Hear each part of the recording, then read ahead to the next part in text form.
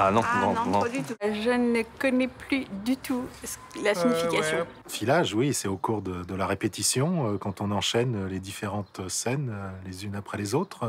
On pourrait l'appeler aussi bout à bout. Comme une avant-première, mais sans public. Ça permet de régler la lumière, la technique. Il y a des filages arrêtés où là, on peut prendre le temps en s'arrêtant sur un passage qu'on a besoin de travailler. La première mouture d'un travail abouti.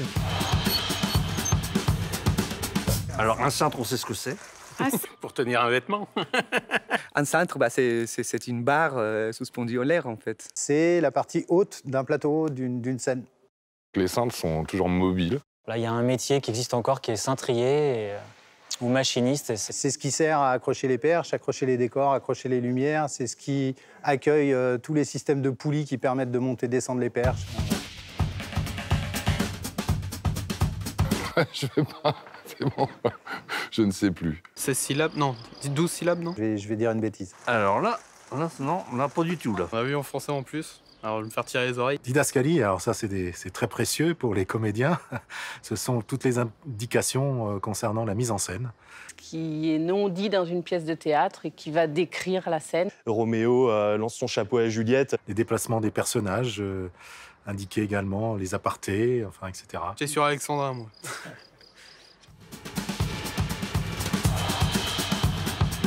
Il y a glace à l'italienne, il y a... L'italienne, c'est assez simple, c'est... Non. Oh la honte, j'ai oublié. Il y a l'allemande ou l'italienne, mais... C'est des termes nouveaux ou c'est parce que... C'est la couturière avec les costumes.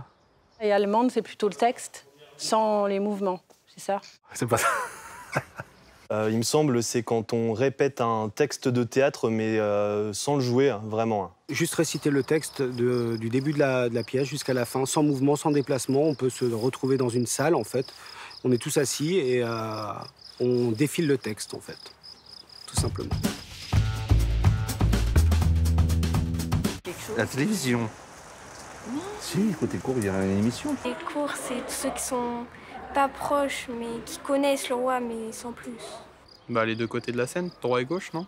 Alors, côté court, ça doit être à droite, côté jardin à gauche, ou vous voulez dire ça, je sais plus.